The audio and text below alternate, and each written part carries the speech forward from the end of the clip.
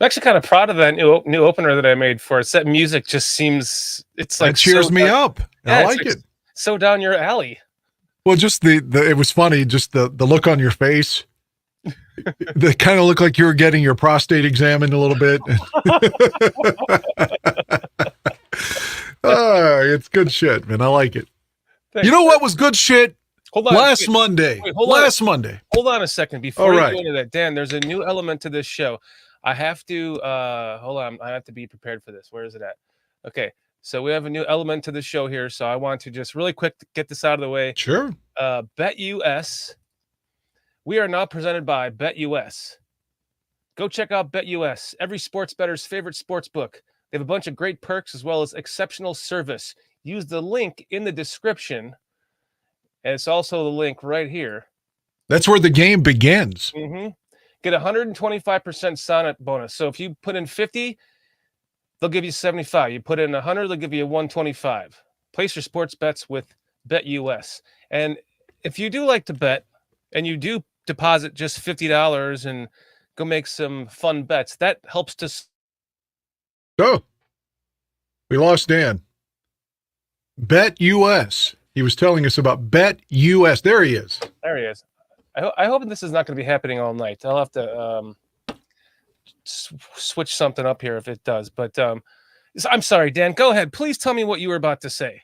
Everyone told us that we were supposed to be unhappy about last Monday. The game was boring and this, that, and the other. Man, I'm happy with the game Monday. I enjoyed the game on Monday. The Bears were in it the whole way. It looked like maybe they were going to blow it. I get it. But our quarterback came through in the clutch, which is something he hasn't done. You know, he stepped up. He found the wide open receiver. He made the throw he had to make, and we won the game. What else do people want, man? He overcame that same shitty game plan we've been talking about. That was the fucking Packers game plan. You know, that was the first game of the year game plan. It's the one that they keep going back to that just doesn't seem to work. Ever. And he overcame it in the end there. It looked like for a minute there he was getting really down on himself right before that last pass for the, That's what made it such a magical win because he was crestfallen. He knew I've lost the game. And no one's even talking about maybe he fumbled because of his thumb. Right. He's fighting through pain. We have to forget that. We can't forget that, rather. So the two fumbles, and then he comes back, I don't want to say against all odds, because it's not like he was playing, the 85 Bears defense, but, it was on the road with all that adversity, and he made the throw on third down that set up the game-winning kick. Uh-huh. I was happy. And people forget, too, Justin is only 24 years old. That's it. Right. He's going to get better. I hope it's in Chicago, but maybe it won't be ultimately. But he's only 24. For God's sakes, he was born when I was in the 12th grade. He's young. He's not in his prime yet. He's going to get better. He's in his third year when most quarterbacks are just coming out. Exactly. So, yeah, I mean, that's a big plus. Good point, Dan. The title of tonight's show is based on because I really want Jim Harbaugh. I think Jim Harbaugh is going to be the deciding factor. He's going to be the better version of Madden that came in with the Cubs and took them to the World Series. He'll be Eberflus is almost like the Rick Renteria of the Cubs at that time. Part of what's helping to build the team and the culture, and then somebody else takes it over ultimately. At least that's what I'm hoping for.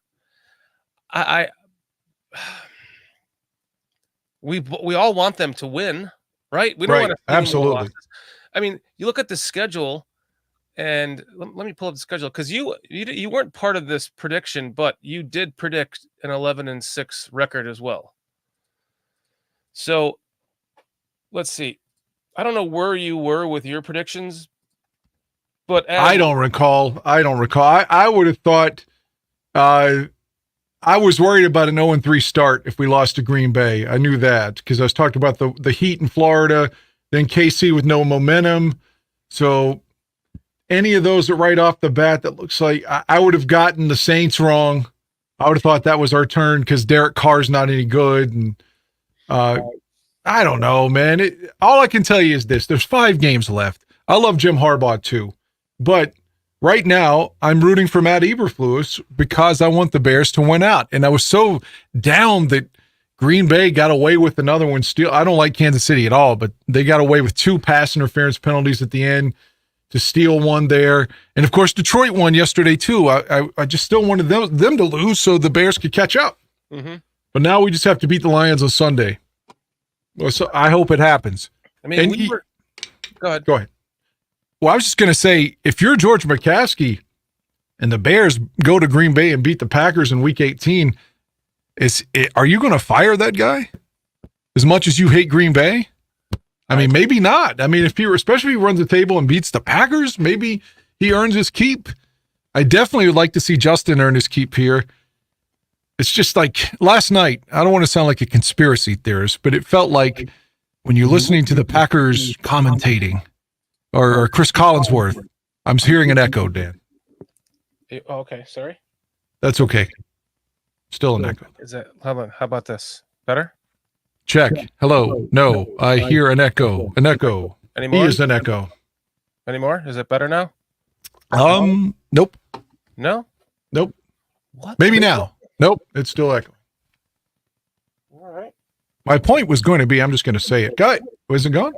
No. My point, though, was going to say that when Green Bay starts to drive, Chris Collinsworth is like, Mike, this Green Bay, this Jordan Love, he seems like the third coming. You had Brett Favre and Aaron Rodgers, and we love Jordan Love. If the Bears go on an 8-minute drive with Justin Fields, he's like, Mike, I don't know if Chicago has their guy.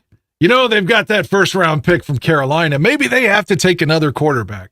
It seems like I'm sounding like a conspiracy theorist, but it feels like it's almost like it's a script written that we have to say that the Bears the job's up in the air, and it doesn't matter what Justin does. We have to beat that drum, but no matter what Jordan Love does, we have to say he's great. Please, because he's a Packer. I wanted to go back to. Are you still hearing the echo? No. Okay. Very, very much taken care of. Thank you. Okay. Well, now it's echoing again. Fuck. Are you guys in chat hearing an echo? Where is it coming from? Is it coming from Dan's mic or from my mic? Not you. I hear myself. Not you. Okay, let me go to your settings. Hold on. Let's see.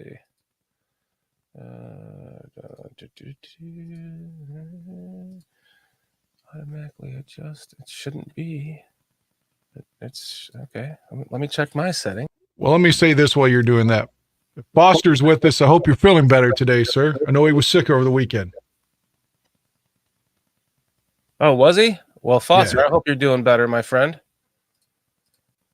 Let me see. Is this any better? Check. Hello. Hello, Nope. Can you hear me? No? I can hear you fine. Everything I'm hearing again. That's the problem. Hold on. Let me see here. How about now? Is that any better? Let me see. The sponsor was BetUS. BetUS. I'm still hearing myself under, I don't know why, but BetUS. Okay, hold on.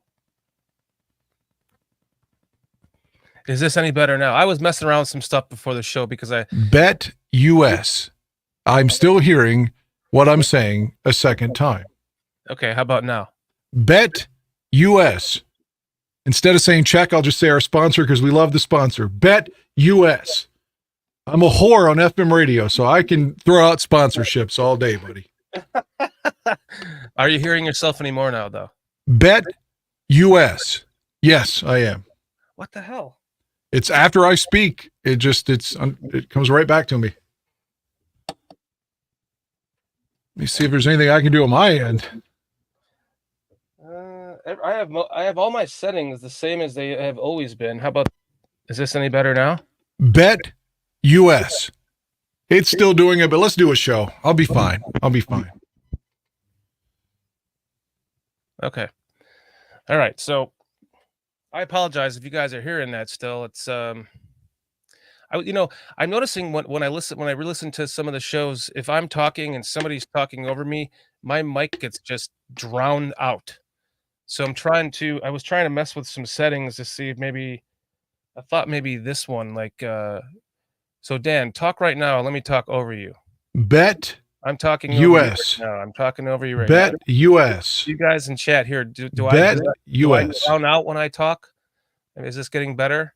Bet While I'm US. talking over him? Bet US. Talking over him, talking He over is him. that is the sponsor. Bet US. Brought to you by BetUS. This echo brought to you. No, that sounds negative. I can't say this. This echo is brought to you by Bet US. And somehow my freaking camera keeps turning off again. I don't know what the hell is going on here. We're gonna fight through it. We're gonna be like Justin against the Vikings. We're gonna overcome turnovers and malfunctioning equipment, and we're gonna score. Maybe we didn't score enough. We didn't get any touchdowns. We have to revisit that. We got the win. I wanted to bring the schedule up again because we all collectively, there was 5 of us that picked. So if it was 3-2, we picked a win or a loss, whatever the majority was. So in this case, the first 4 games we picked win, win, loss, win, and they were all losses. But if you go and look down the line there, we've only been wrong twice since then. So if we actually do pick up these, let's just say we do win out here, that'll give Flus his first win of every division team in the division by the end of the season, right? It'll not only give him that, but it'll finally give him more than one win in a row, which will certainly help. And in a way, I'm like, as much as I want to see wins, I'm kind of melancholy about that because I really want to see Harbaugh come in here and kick some ass with Justin Fields and this team. Well, I want to go to history for you. Can I do that? Mm-hmm. The 1977 Chicago Bears. You say, oh, God, Dan, why would you bring them up? Well, they had to run the table to make the playoffs. They won the last 6 games. They had to win the last 6 games, as I look at Pro Football Reference, to make the playoffs. And guess what? They lost their first playoff game, and Jack Pardee left town, and they still hired a new coach. So, hypothetically, in your scenario, maybe the Bears win it out, although I hope we win if we get in there. But let's just say we didn't. Then maybe they still say, thank you, Mr. Eberflus, for getting us there, but it's not good enough, and we still hire Jim. I'm fine with that. But they did win the last 6 to make the playoffs in 77, including the final game in an ice storm in New York at the Meadowlands, which culminated in the field goal to send us in there. And it was so great. Johnny Morris lost all objectivity on the mic for CBS. The Bears hadn't made the playoffs since 1963, 14 years later. And when Bob Thomas makes the kick, he just screams, "The Bears win!" Which I think is great if you ever have time to go back and look at that. I do actually kind of remember that, yes. Bob Thomas. Mark Hazak saying, but Shorty, Jim Harbaugh will cost you polls. And I'm not sure I think that there is some kind of scenario that you could work out here where you let Ian Cunningham go become a general manager, because that's what his ultimate goal is. And I think he's done a good enough job that he could be looked at this year for that position.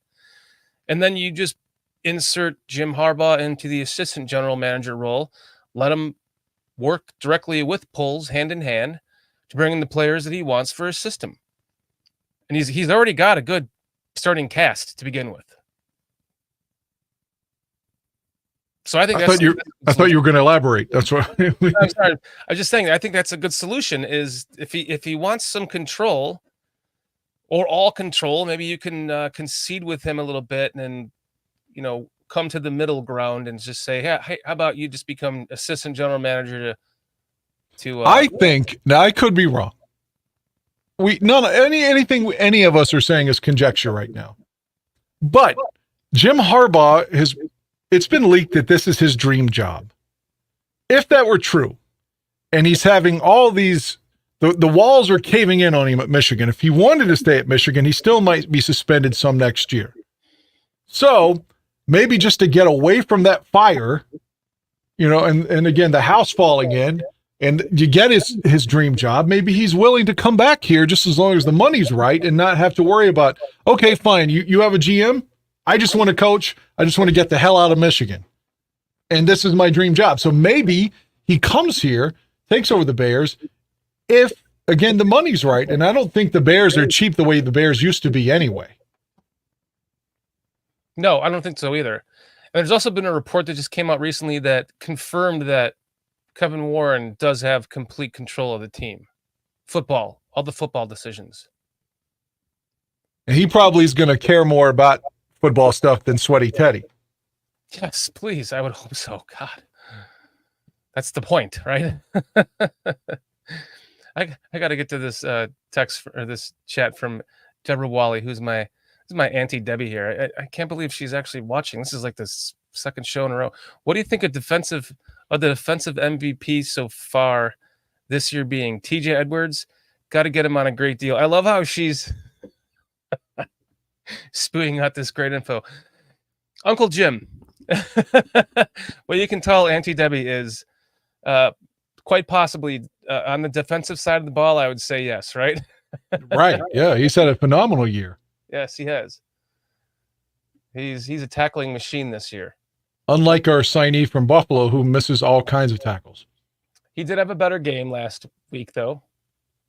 I don't know what's been up with him, though. It just seems like he's had a really down year. But TJ Edwards has been a tackling machine. I mean, like I saw him miss a tackle against Minnesota, but those are far in between, so to speak. He's could be leading the league in tackles, right? He's up there, yeah. And it's only a 3-year deal. He got a fraction of what Edmonds got. He's having a phenomenal season without question. And I agree with Mr. Mayhem, especially if Jim is going to get the dream job that has been reported that it's his dream job. And even Tom Waddle said on the radio, he said, I've not spoken to Jim about this, but I know Jim well enough to know that he cares about the Bears. And he loves his time with the Bears. And it's in his blood, and he would definitely it would be something he would want to do to bring the Bears back to prominence. And that's from Tommy on the radio. Mm-hmm. And Tommy, he knows Jim well. Very well. To answer your question, TJ Edwards is 4th on the tackling list. I like TJ better than Roquan. I know someone will bite my head off for that, but he's right below Roquan, though. I like him better than Roquan. You don't have to put up with his fucking mouth the way you did with Roquan. True. Or missing games or whatever, mystifying. No, still don't know what happened in 2019. There was a report he didn't like the uniform, remember? That he didn't like the fact that the league was segregated in the 30s. And I mean, just like wild speculation. No one ever said why he missed that game against the Vikings. I know there was like a lot of speculation at the time. It was something, DOI related or something like that, because why would it be so hush hush, There's a lot of that with the Bears. So you think about it, like lately, the reports with Alan Williams, and it's like, did he have porn? Did the FBI really come in? Like, where do these stories come from? And it's like, we're never really going to hear what really happened. I just after Nagy left, I just knew that somewhere somebody was going to come forward. Like, what was the guy's name? The offensive coordinator we had in 2018 that was from Oregon. That wasn't really the OC, but he was, Man, what was I expected somebody like him to talk, like to tell us what was going on during Nagy's run. No one's ever talked. Yeah. Afterwards, you mean? Yeah, to be like, this guy's been a fraud the whole time. Yeah. Like Trubisky's never really told his side, although Mitch will be back in prominence starting the next 2 or 3 games. Mm-hmm. Maybe he'll just get frustrated and say, suck it, Matt Nagy. You see that touchdown? I could have thrown out in the Bears uniform too if it weren't for you. I remember him doing it. He had a couple of press conferences, but that was it. God, what was his name? I keep wanting to say Mark Hatley, but that was the GM in the late 90s. Guys in chat. By the way, let's get to you in chat. What is his name from that offensive coordinator on Nagy's first year from Oregon? Cliff Victoria, Mo Bierman, Bear Truth 9, Jay Sanders, Eduardo Miguel, Mark Kazak. Thanks for joining us tonight, guys. It wasn't Mark Kazak. I'm joking. Robbie, come up. King Buka. King Buka Nation. Thanks for joining us tonight, guys. Yeah, what was his name? And what was the sponsor again? BetUS. BetUS. Okay. BetUS. I'm going to say that enough to where it annoys everybody. You got to make sure that you use that bit.ly/BearsCountry-BetUS. It's where the game begins. Yep. You plug that in there, you'll get you'll get the 125% bonus on your first deposit, and you will help out the channel in more ways than you know. So thank you. We only the channel only gets any contributions from anybody that does sign up for it. So it's not like they're not just paying us to read commercials. So if you do like to bet, please join those guys. BetUS. Yes, sir. Mark Helfrich. Thank you, Eduardo. Thank you. Yes. We never heard from him. Like you figure he could bury Matt Nagy. And I was never allowed to call the plays. I was never the OC. But you never heard it. Mm-hmm. Somehow all this stuff has just been sequestered away like a jury, and it just dies and goes away. Yeah. So these next few games, it kind of, I don't know, man. I'm feeling wins. I'm feeling some wins coming on. I'm feeling like this team has just finally started to. The talent that they've added this year to go with last year's talent is they're all starting to kind of gel together. And I think with Eberflus calling plays for the majority of the season now, the defense is getting better. One of my best friends will argue that the defense has played the best against shitty quarterbacks, shitty offenses. Yes, that you can make a case for that, but hey, they played great against Jared Goff, who's having a great year. Mm-hmm. A great 2-year run in Detroit. So I'll take umbrage with that and say they had their best game probably against Goff, with the exception of those last drives. But and you got to start somewhere. Got to start somewhere. You got to build that confidence up with a win somewhere, for crying out loud. Now it comes down to 2 in a row. Can they get 2 in a row? Do you think? I mean, Detroit has to be like a little bit concerned right now going into this game, right? I mean, if they're not, I'd like to think that we can hit them right in the fucking mouth and wake them up. I would hope so. And then I have tickets for the following game, so we need to beat the Browns too. We're coming for you, Flacco. That's right. You're going to the Cleveland game. I am. In Cleveland. I was there for Fields' first start in 2021 with Aldo. Wow. And he got sacked 9 times. So this is going to be Justin's revenge game. God, I hope so. Mark saying I agree with him. Is it just me, or did the Chiefs' offense look bad when Nagy becomes the OC? Yes. Yes. They score less points, don't they? And they always lose when they wear the white on white. Yeah. I don't know. Part of me would take Nagy back now, though. No. Getsy. No. No? Over Getsy? No. Getsy equal no Getsy? Never want Nagy in the building again, ever. Oh, wait, hold on. I don't have it. Oh, I don't have it in this. I know what you're going to. I don't have it in here.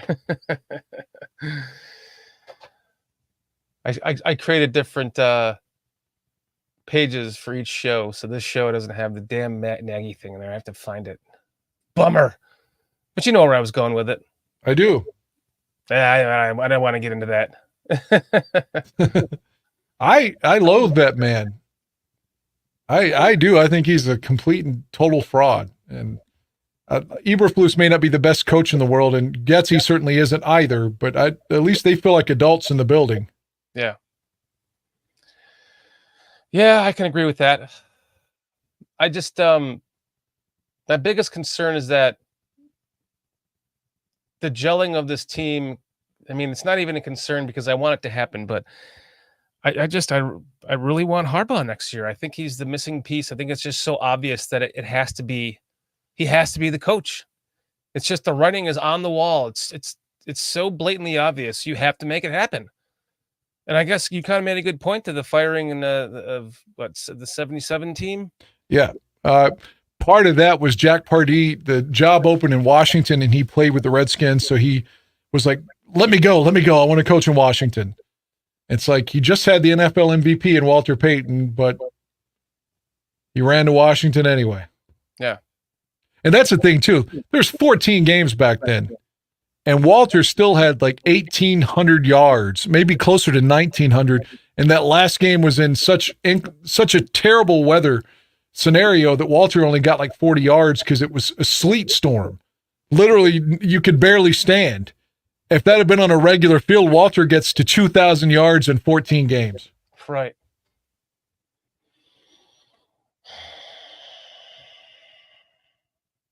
I don't know. I don't know what to say about this team.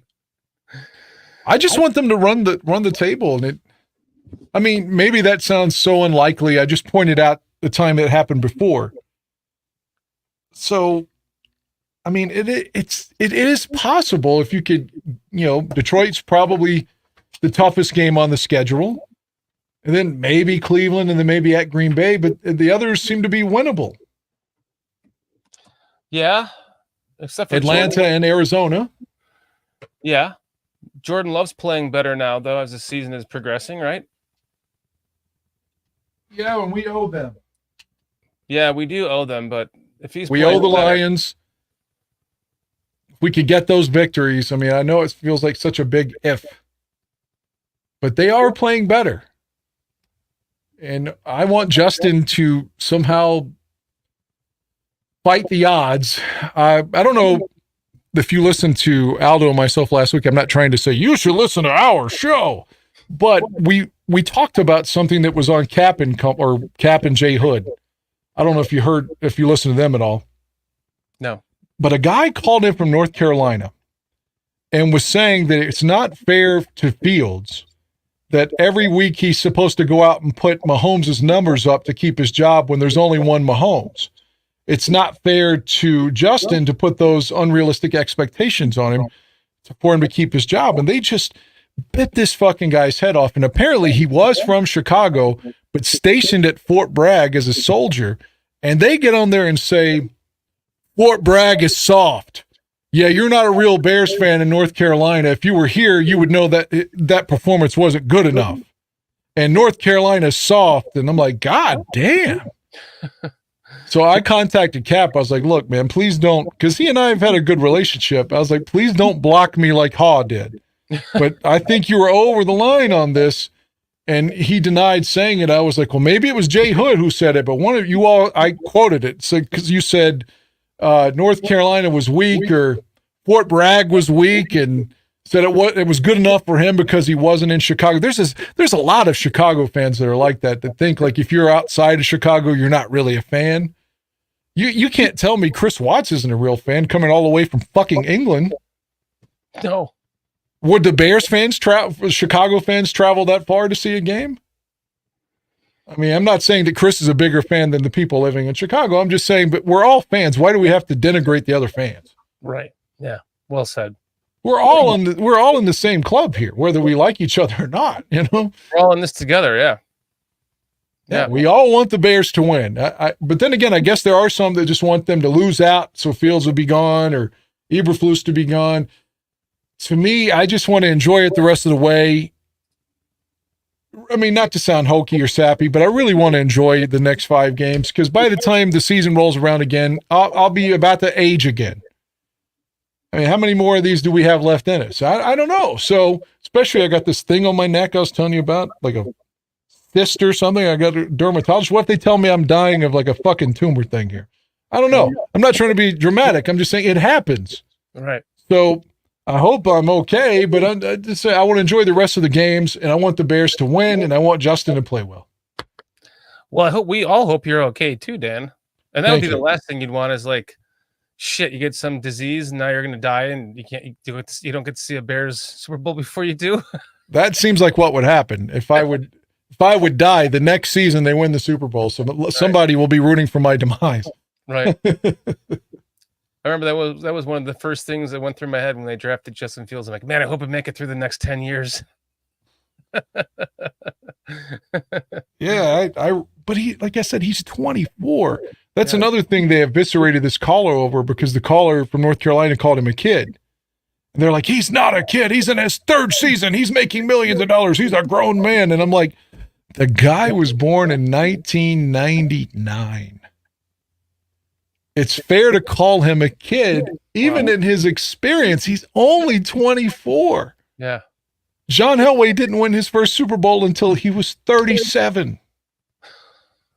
I mean, sometimes people develop. I mean, Elway was great before then. I'm just saying, everyone doesn't win right out the gates. It doesn't mean that he's garbage because of it. In theory, he's going to get into his prime sooner than later, but probably 26-7, you know? Dan Marino made it to a Super Bowl in his second year and never made it back. Yeah. So he lost 2 AFC championship games after that, in 85 and 92, and that was it. Yeah. No, I mean, his age is, players usually are coming out of out of college at his age now, and he's already got 3 years under his belt in the NFL. And I mean, you know, I had plenty of critical analysis of Justin Fields this year. You know, it was kind of nice and refreshing to see Tyson Bagent come in, just because we had all noticed the quick release and the footwork and the progressions and all this shit. But as soon as Justin Fields got back in the game, it was a noticeable difference between how he could extend plays, the arm strength, he can get the ball down the field. That last that pass to set up the field goal at the end of the game last week against the Vikings was, as much as they struggled, in my opinion, not his fault, because the fucking game plan was crap. For him to come out at the end like that and deliver that throw, to me, it says a lot about Justin and his character. And that's a guy that I definitely want to be moving forward with, especially with all these picks. The only thing that, well, I shouldn't say the only thing, but the one thing that really concerns me about and maybe it won't even be an issue because I don't know if we're going to bring him back. For whatever reason, it feels like he and Mooney are never on the same page. You can say, oh, he threw it over Mooney's head and almost got him killed, and he took a shot. It doesn't matter. It feels like if Mooney's wide open, he'll either drop it, like the Washington game last year at the goal line, or Justin will make a bad throw. Just some reason those two can never connect. It's the exact opposite with he and DJ Moore. Mm-hmm. Whereas if he just throws it up, it feels like DJ Moore brings it down. I don't know what's up with Mooney, man, but I feel like he's probably playing his last few days as a Bear. It feels like Cole Kmet has taken over Mooney's role this season. It's kind of like his security blanket, you know? Yeah, and it's so weird. Like, they come out in the first quarter, Kmet, boom, Kmet, and it's like, oh, fuck, we forgot to target him the rest of the game. Why is that? You know, it feels like that's what Getsy would be saying on the bus. Oh, man, I forgot we had this tight end that could catch. He's got 60 catches on the year or right there at it, but we forgot to drop any plays for him. We forgot about him. He's passing him on the bus as he's going to sit down. He's like, yeah. That guy. Should have thrown. I would still argue that Tanyan is capable of catching as well. Yes, so would I. And they just never get him involved at all. For whatever reason. Yet they did in Green Bay, and we can't get him involved. Retro with a $2 super chat. Love you, Dan. Never wish for your demise. Be strong. Thank you, sir. Let's talk about hopefully it's nothing. The last lady I was doing adult things with said, yeah, it's a cyst. It's not a big deal. But it's been like 3 weeks now, and it feels like it's a big deal. So is it just on my neck? Stick a needle in there and just suck it out, maybe?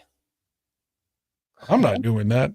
Somebody else will have to do that. I don't have the balls to do that. Call me a pussy if you like. It's fine. Somebody that knows what they're doing is doing that, not me. No, of course, not you. Hopefully they can just give me antibiotics and they'll be like, oh, it'll heal up. That's what I want. I want some penicillin. Yeah. Pain-free penicillin. Just go eat some moldy bread. That's what I'm hoping for. Mark Kazak, there was a commentator who had the perfect solution for the committee. Extend it to 6 teams this year. Is it already 6 teams? Or no, is it 5? Are we talking college football here? Yeah, they must be. They're talking about college, I think. Yeah. You guys are talking about college, right? I don't, but part of the reason I don't care about college is knowing that it doesn't matter what Alabama does, like they're going to make it regardless. Like I Exactly. don't watch college football, but everyone knows Florida State should have been in there. It's just like fuck, man. Like it's fixed. It's like watching the WWE college. Yeah. Well, Cliff says it right here. NCAA wanted the Alabama game more than the FSU game. Of course they did. Yeah, that's bullshit. Money, money, money, money. I was watching the end of that Alabama Auburn game too, and I was like, God damn. Auburn was one play away from putting these assholes out. And the kid throws a touchdown like 40 yards out on fourth down. It's just like, God damn. I just hate Alabama. I mean, it would feel weird if they weren't in the playoffs, right? If Alabama was out, it would kind of be weird, wouldn't it? It's like I don't root for Alabama, but it's fun to watch them because they have like so many NFL players on their team every year, you know? I'm just a hater, I guess. I'm impartial because I don't really watch college sports, but Me either. like I will watch an Alabama game because I know they're usually good. I hate the SEC. I hate the music that CBS plays. I don't like the announcing. I don't like the look of it. The only reason I watch any college football is when it's on at work and other people are watching it. It's like then I have to. Yeah.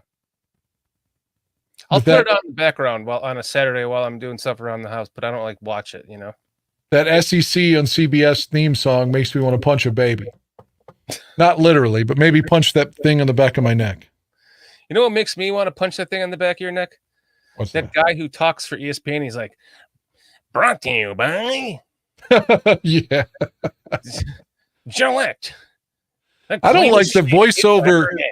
The voiceover lady that does, and look, I love women's voices typically, but the lady that does the voiceovers for the Bears radio now, she's like, you're listening to the new voice of the Chicago Bears, ESPN 1000. It sounds like Chris Rock.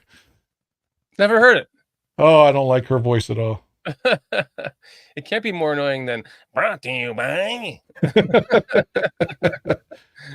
Yeah, that guy does sound like he's getting sodomized by a toy when he does the read. It's like the same voice for like the last 30 years. Yeah. Brought to you by Gillette, the closest shave you'll ever get. And also brought to you by Booger McFarland. Booger McFarland. And BetUS. BetUS. That's a good one. Brought to you by BetUS, where the game begins. In a way, it is iconic, though. It's kind of annoyingly iconic.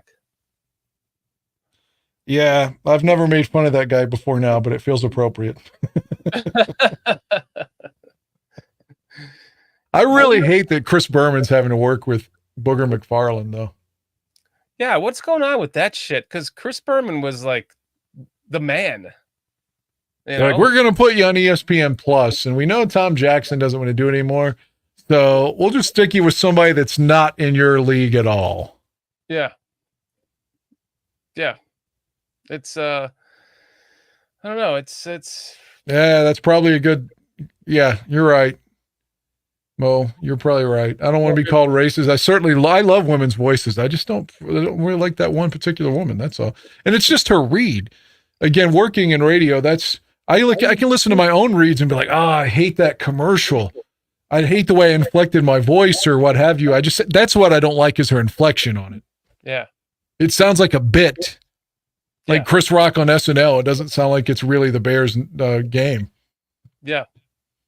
I don't know who you're talking about. I haven't heard it yet, but I'll keep my eye out. Just listen to ESPN 1000 during the game? On game day. It could be during the pregame too. Okay. Because like Walter, Sylvie and Tom Waddle and Sylvie lead into the pregame, and then Sylvie does the pregame. And he actually takes calls at halftime too, which is kind of interesting. But during that show of Waddle and Sylvie, you'll hear her voice too. Okay. I might know who you're talking about. I just don't like the reads, but it's okay. Whatever. I'm Okay, not prejudiced or sexist. It's I'm fine. the same way. Do you like female singers? Yes. Like female bands? I mean, not if it's a gimmick, but if they're like Stevie Nicks was really good for Fleetwood Mac, made them better. I think she was my first crush, actually. That's what I'm saying. Like Grace Slick and Jefferson Airplane, like if there's no Grace Slick, then they're always Starship, and Starship sucks. So yeah, I like female singers. I loved Amy Winehouse. That was probably one of my favorites. It's beautiful. Love the piano. Four Non-Blondes? Yeah. Even though she would hate us. Cranberries?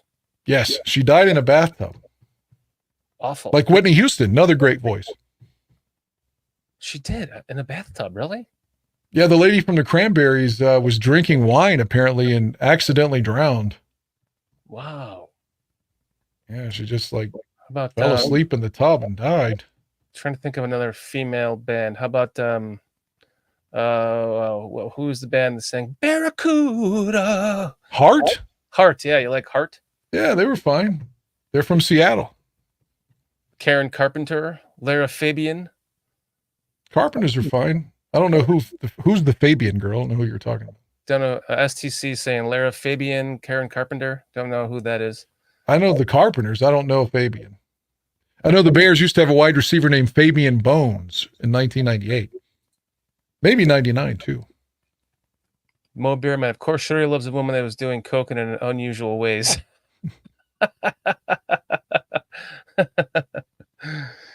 Oh man, trying to think of other female bands that because typically I'm. You know who I like, and this is purely for sexual reasons.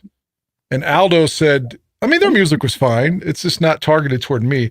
And Aldo said, "Oh, I love Kitty." You fucking right, man. I'll get back to what I was gonna say. I had tickets for Pantera, Slayer, Static X, and it was gonna be Kitty, but their leg of that tour finished like 2 days before I saw them, and they put this really shitty band called Scrape on instead of Kitty. I was so upset. But anyway, the Bangles. That girl from the fucking Bangles, I would drink her bathwater. She was so fucking hot. Aldo said he saw them at Chicago Stadium in like 86. Yes, she was hot. Yeah, she's amazing.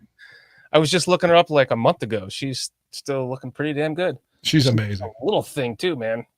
She has a great voice and everything else that goes along with it's great too. Yeah. Mo Beerman, Susanna Hoff. Yes. Oh my God. Yes. Never heard of him. Never heard of her. That's the girl from the Bangles. Oh, that's her name. Yes. Oh, yes. Yeah, she's fucking incredible. Yeah, she's awesome. I would definitely let her pee on me. There's no question about it. How about Garbage? Yes, I've seen Garbage live too. Have you? Yeah, Shirley Manson. I saw them open for Alanis Morissette. Wow. You surprised me. I would have thought you would have said Garbage was garbage. No, man, I like Garbage. Garbage's drummer was the producer of Nirvana's Nevermind.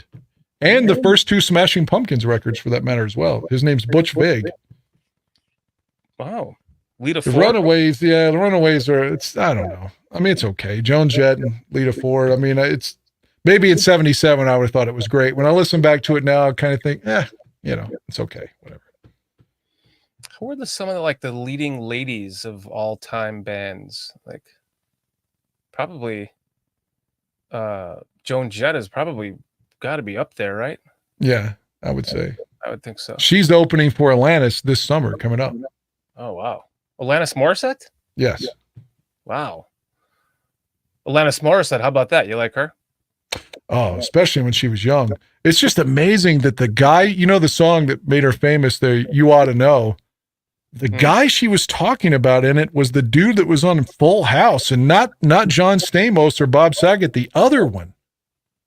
She was in love with the guy that did America's Funniest People, like Dave Courier or whatever his fucking name was. And yes, I loved Hole as well, Courtney Love. No, the comedian who just passed away, right? Who are you talking about? From Full House. No, the one he's still alive, the one that she liked, that was Bob Saget that died. But the real good-looking one was John Stamos, and I guess Saget was okay, whatever. But the other guy, the least of the three, is the one Alanis was in love with. Oh, the blonde dude. Yeah, whatever his name was. He did a show called America's Funniest People as well. Yeah, Dave Collier or some shit. Huh. That's who that song is about. You ought to know. Really? Because I know that there was a song about what's his name? The singer plays a guitar. Damn it. It's right on the tip of my tongue. The name of his band is just him. It's I know that one of the songs was about him. So what it was definitely was not You Ought to Know, because it was about that guy. Yeah, You Ought to Know was about that dude. And, you know, she was like, when you're fucking your girlfriend, can you feel me? And when I was scratching your back and blowing him in the theater and all that, it was about that Dave guy. John Mayer. John Mayer used to fuck Taylor Swift. Wait, are you sure that song wasn't about John Mayer? Yes, it was about the Dave guy. Look it up. Alanis Morissette. Alanis was deeply in love years later with Ryan Reynolds. But when she was young, that was about that Dave Collier guy or whatever his name is. You Ought to Know. Let's see. John Mayer said that Taylor Swift was vindictive and a liar. Oh, you are right. John Mollier. Wow. Or John, yeah, Collier. Dave Collier. Yeah. Wow. Okay. Told you. Damn, bro. It's amazing. Like that guy. I mean, I get it if it was Stamos, because, that dude could be 70 and every girl's like, God damn, he's hot. But the Dave Collier guy was not, The Dave guy looks like he'd be with us at a Bears game. Like John Stamos looks like he'd be hanging out with DiCaprio, fucking some model, Yeah. Alanis was, do you remember her on You Can't Do That on Television? Did you ever watch that? No. You never watched that? No. You know what I'm talking about? No. They had the show where they would drop the green slime on their heads and shit all the time. Oh God. Is that on Nickelodeon or something? Yeah, Nickelodeon, yeah. Never liked Nick. No, not even as a kid. I didn't like shit like that. That's where Alanis Morissette got started. And it took me a while to believe that.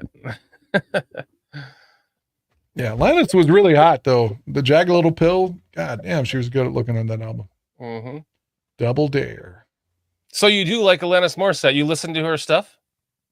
Yeah, the first couple records. I mean, I saw her recently a couple of years ago, but I lost track of her her stuff, but her first couple albums when MTV was still famous for music.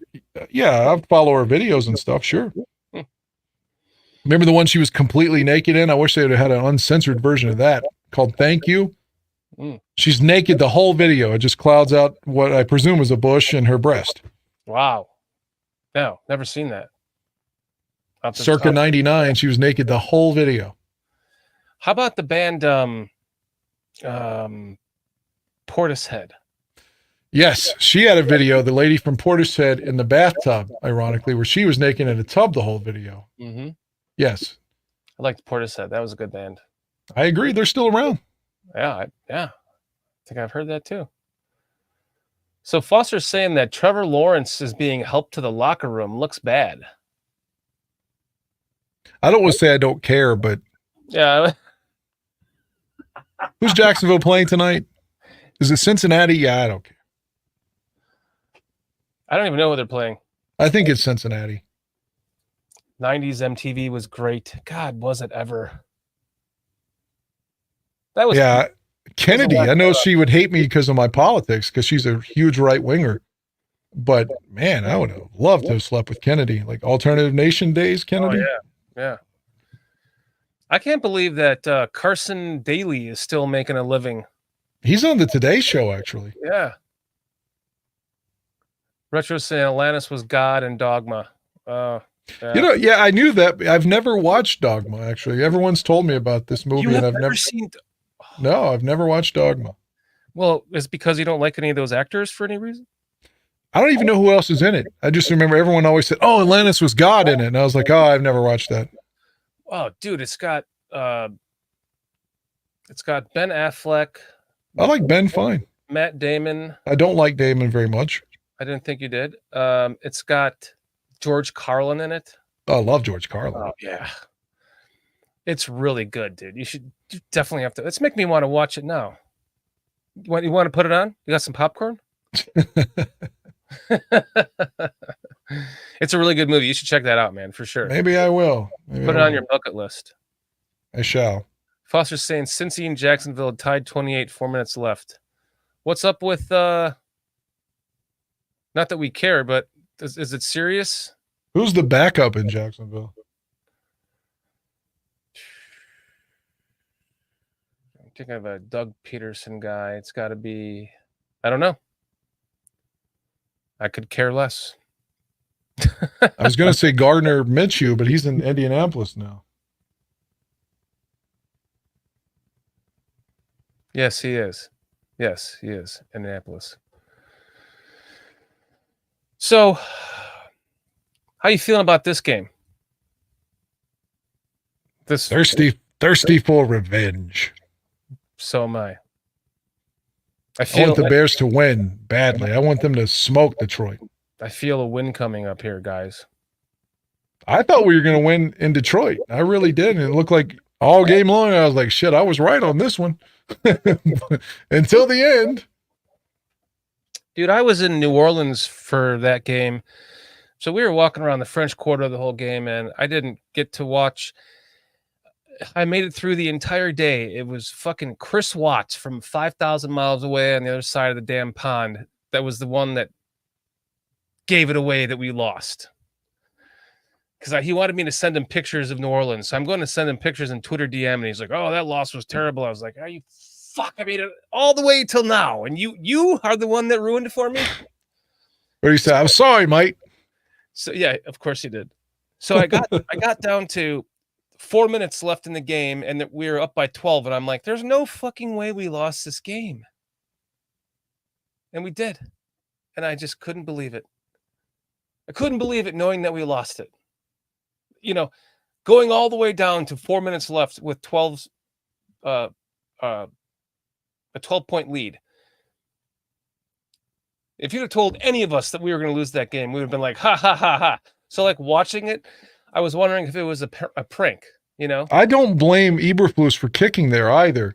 When he kicked to go up 12, if I'm Eberflus, I'm thinking the defense is confounded Detroit all day and stop them, that we're just going to go out and get a stop now and win the game. But, of course, suddenly everything they had done well all day was evaporated immediately. I guess it's because of the fucking soft coverage they started playing, but either way, I would have taken the points there too. I know it's fashionable to say, no, you should have gone for it. But remember, we shouldn't have gone for it against Denver and didn't take the points. Everyone was outraged then. Fans like to have it both ways a lot of times. Yes. Yes, we do. We're impatient fans, and we always think that we're right here in Chicago. I would have taken the points in both scenarios against the Broncos and Detroit. Mm-hmm. And in both situations, well, I wasn't comfortable against Denver thinking we had it wrapped up, but I kind of did against Detroit. I thought, man, they've played great all day. Like, they're just going to stop them again. And it was like 4 plays in 70 seconds and like, oh, shit. And then Justin throws a dime down the field. Oh, and it's dropped by Tyler Scott, or he misplayed it. And then you're just like, oh, fuck, we're in trouble now. You can feel the loss starting to overcome them because they don't know how to win. Right? But that's the way it felt against Minnesota, too, after that second fumble. Yeah. And he did overcome that. Yes.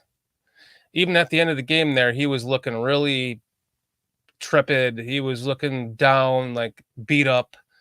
I can't believe we're going to fucking lose this game, too. And then afterwards, it looked like Poles was checking him for a hernia.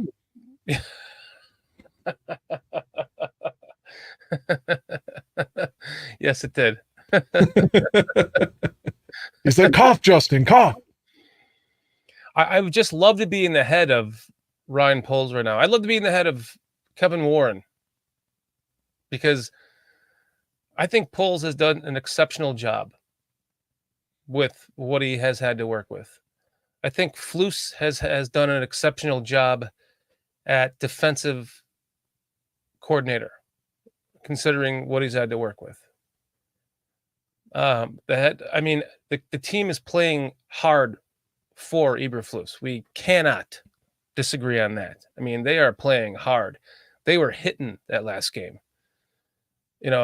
Players like Terrell Smith, a rookie, coming up and just drilling a receiver, perfect textbook style cover 3 zone tackling skills to give Dexter's sack, which was called roughing the passer, which was bullshit.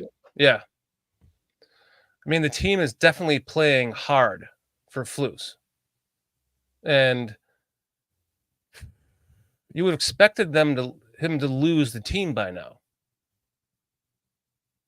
So it looks like he lost Walker, though. He was on his fucking phone during the speech. But other than that, 95, I think, maybe the only one tuning him out. Yeah. I just, as badly as I want them to win, I mean, I guess if they do keep winning, it's the best thing for the team. And if they ultimately don't hire Harbaugh, it's the best thing for the team if they're winning. But I just would hate to be in the same position next year and going, damn, we could have had Harbaugh last year. You know what I mean? Or you don't want to be in the situation like with Dick Geron when he was close to getting fired and then goes 13-3, and you're like, oh, we got to bring Dick back now. And then you have 4-12 and 7-9, and then they finally fire him. It's kind of like the feeling that the team had during Lovie Smith's 10-win season when they were just kind of like, we feel like we have to move on even though this is a winning season. Again, I've said this so many times. It was 2 back-to-back collapses, and I love Lovie, as you know.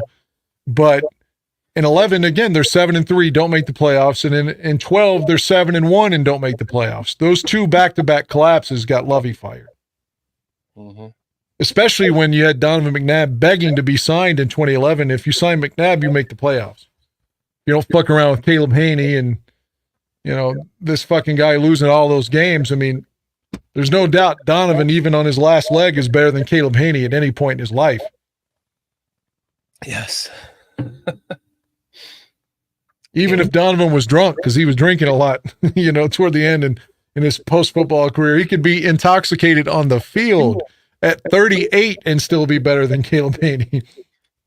Caleb Haney was that version of the modern Tyson Bagent, wasn't he? God, don't put that on Tyson. No, I mean, by that I mean he had an awesome preseason. Everyone was like, "Oh, this guy needs to make the team. He makes it. He makes the team. He's the backup." And then when we need him in that position, well, he played well in the championship game after Cutler got hurt and Todd Collins was so ineffective. That's the reason they gave him a shot, and I guess rightfully so, because Mike Martz liked him and he did fairly well in the championship game, sans that pick 6 to B.J. Raji or whatever. But in 2011, he played okay against Oakland that first game, and then he was just dreadful the rest of the way. Mm-hmm. What it's a decade ago. I'm still not over this shit, man. I'm not over that. I'll never get over that game. Cutler was good enough to win us the Super Bowl. He was. Period. What, 7-3, 7-1 is after that 7-3 when he hurt his thumb against San Diego. Mm-hmm. And 7-1 still finishes 10-6. I mean, but the defense in Urlacher's last game, that was really the game that cost us everything in 2012 against Seattle. The Bears led, I think, 10-7, and they let Seattle go, like 97, 98 yards to take the lead, but with like 20 seconds to go, Jay throws a Hail Mary to Brandon Marshall, who catches it and dives out of bounds, sets up Robbie. They go to overtime after Robbie nails the field goal. Seattle wins the toss, and the defense lets them go 90 yards again, and they score again with Sidney Rice, and we lose. 2 straight drives of like 90 yards or more. The famed Bears Lovey defense, and we lose. And if we'd have gotten that game, the Bears make the playoffs. Yep. Yeah, I mean, That ended up being Urlacher's last game. He hurt his hamstring and never played again. Right. That was where he intercepted the ball, and he was running down the field looking like he was 80 years old. Right. I don't remember if he had a pick in that game or not, but I remember one time late in that season when he did have a pick, and like you said, he looked like he has nothing left. Yeah, I think that was that game against against Seattle. He looked like he was Dick Butkus at the current age, trying to run down the field after an interception.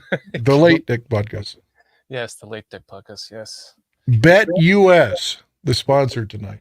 BetUS. Make sure you guys go to BetUS. Plug in that code at the bottom there. bit.ly/BearsCountryPodcast -BetUS. Get yourself 125% bonus, guys. Help the channel out.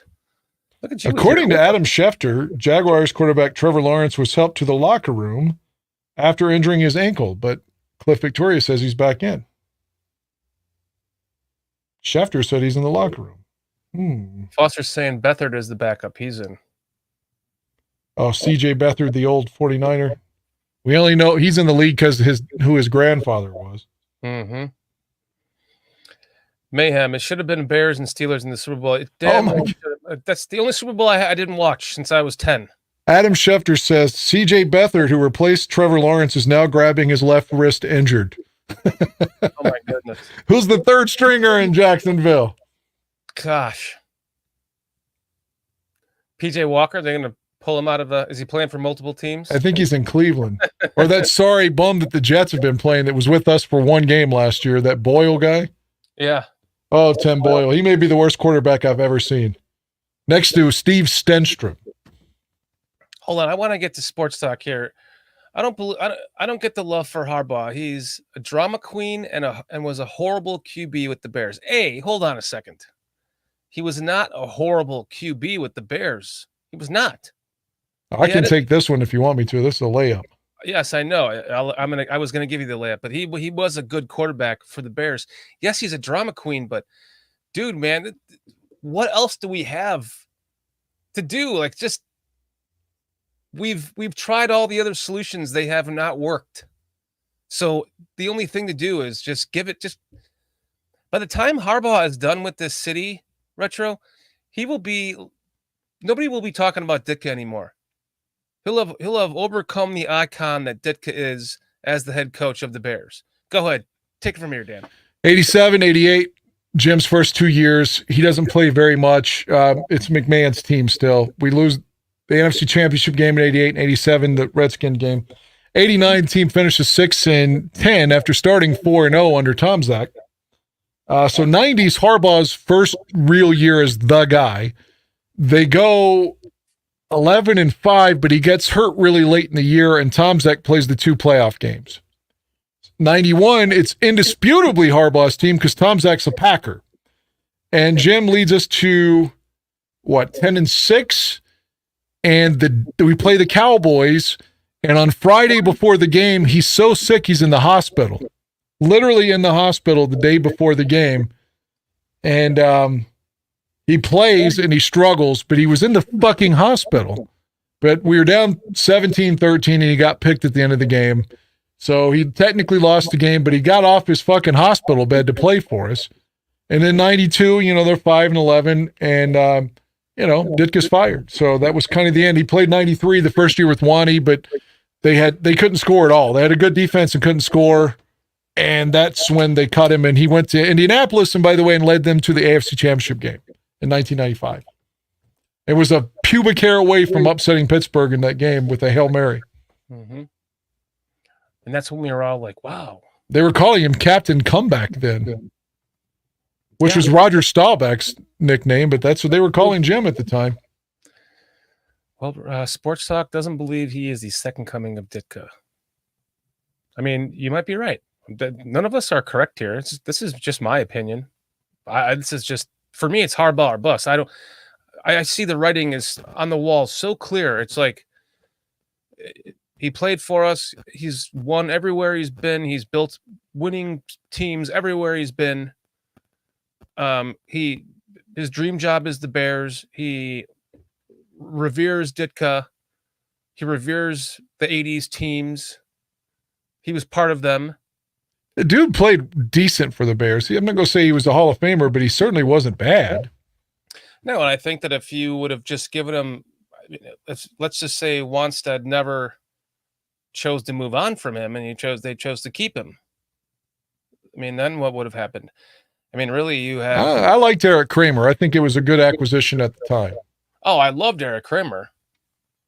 Didn't you have him on the show? Yeah, he was on last week. That's what I thought. Yeah.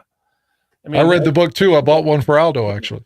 Did you read it? Good book. I mean, I read it in like 2 hours, it felt like. Yeah, me too. I couldn't put it down. The opening line, right? Got me. What was the opening line? I don't remember the opening line. I have it right here. I can read it again in case. Well, I read it about 3 weeks ago, so. The opening line of the book was, I hadn't set a date to kill myself, but after several intense weeks of planning, it struck me one Tuesday morning that the only task I had left was to pull the trigger. I was like, I'm reading this book. I couldn't put it down after that. Yeah, it was good to read all of his personal stuff and all the stuff the way his dad and all those things I would have never known. But even if it was just a sports book, I would have liked it. I liked hearing like his struggles and like how he become a quarterback in college and how he got opportunities and the replacement player thing and all those stories I loved. And obviously, when you add the suicide part to it, it makes it a great story that he overcame all that adversity. But just as a football book, it's good, even if it didn't have all the dark side of things. Yeah, I was enjoying all of it until I kind of forgot that I was reading up to that, Right. Then it was like, oh, yeah, that's right. I was going into the actual attempt of his life. And that was the year, Dan. Yeah, I love that logo. That's the best Bears logo ever. We don't use it anymore. Yeah. No one can tell me why. I don't know. Chris Watts bought a hat with that on there. If I would have been you, if I'd have been you, I'm telling you, and I had George McCaskey beside me, I'd be like, why not the logo, George? Why don't you sell this logo anymore? I swear I would have asked it.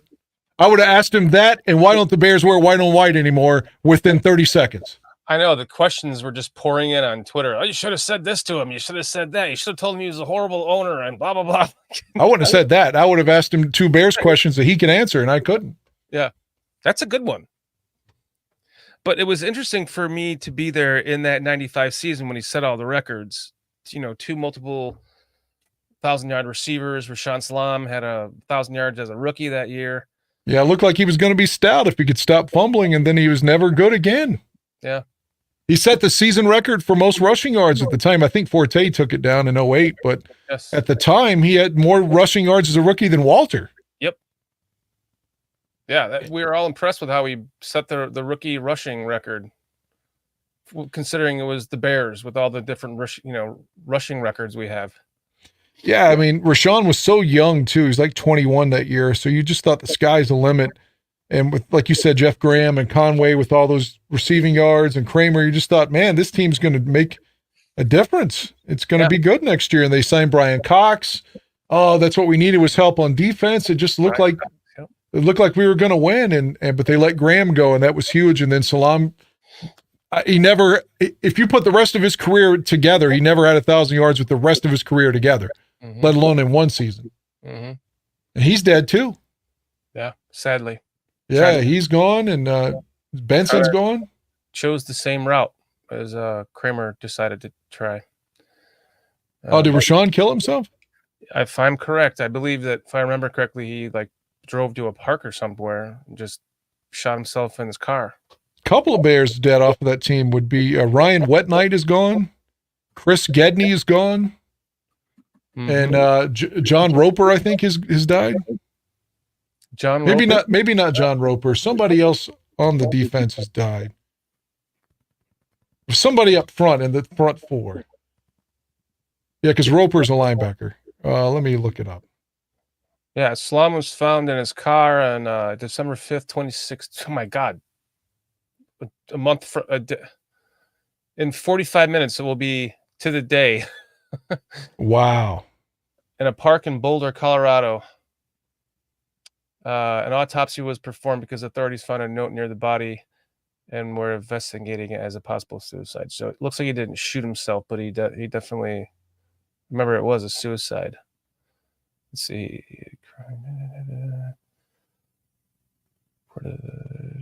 His blood alcohol content was probably 3 times the legal driving limit, and he had THC.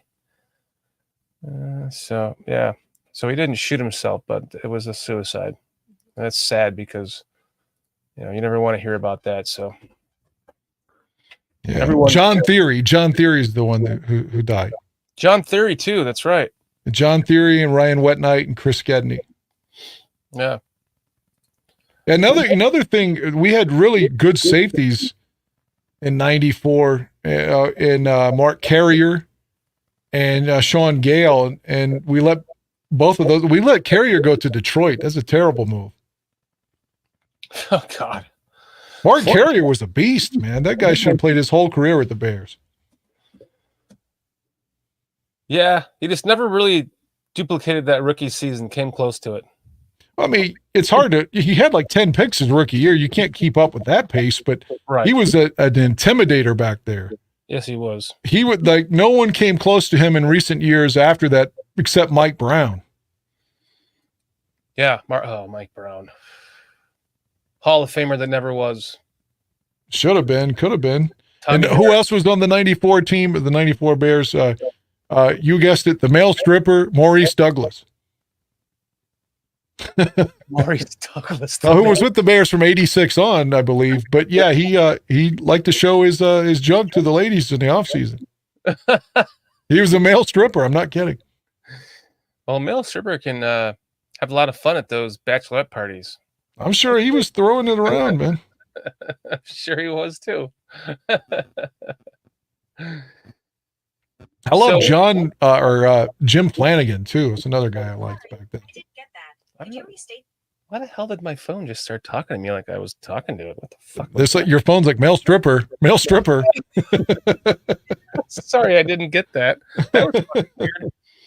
I had the weirdest thing happen to me, by the way. Woke up, did the show Thursday night with Eric Kramer.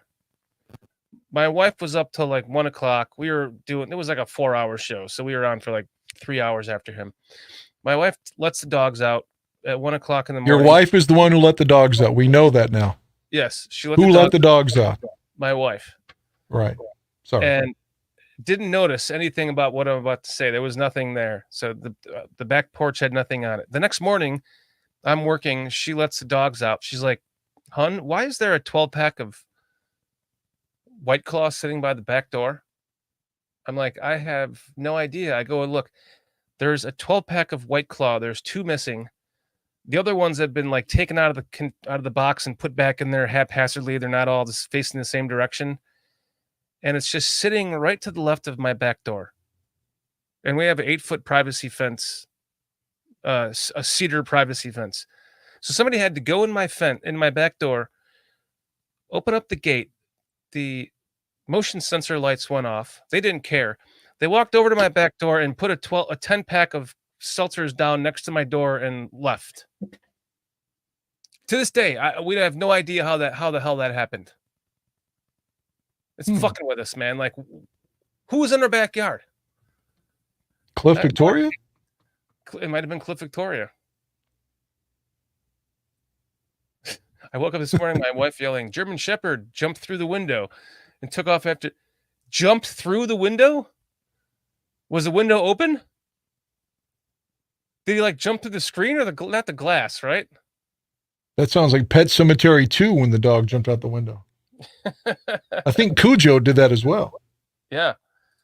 Jordan St. Patrick. That's a new name. Never seen. Wait, who is that? That's PJ. Is that you, PJ?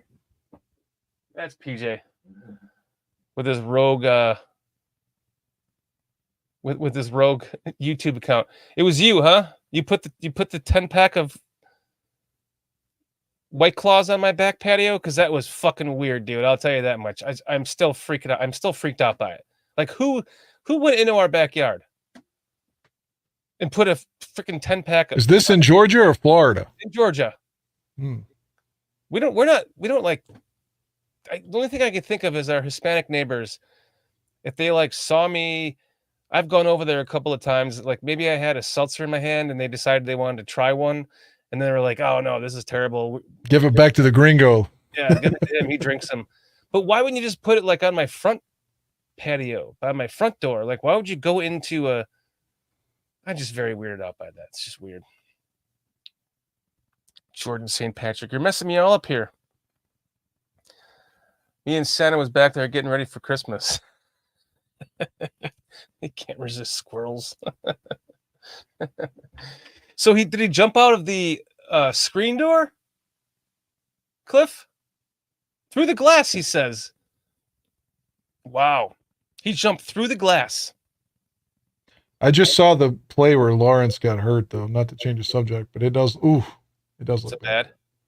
Cincinnati's wearing all white, and it's bad too. That picture you sent me. Oh, the dude from KC? Oh my God. Oh my goodness. His leg was just bent the wrong way last night. God, it reminded me of Prescott when his foot was turned backwards a couple of seasons ago. You guys see his leg? I almost threw up when you sent this to me, Dan. And you didn't notice it at first. You're like, wait, you thought that I thought Corey, the back from Green Bay got hurt. I was like, no, look at the Chief.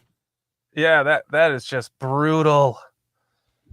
Here, I'll zoom in there. Look at that.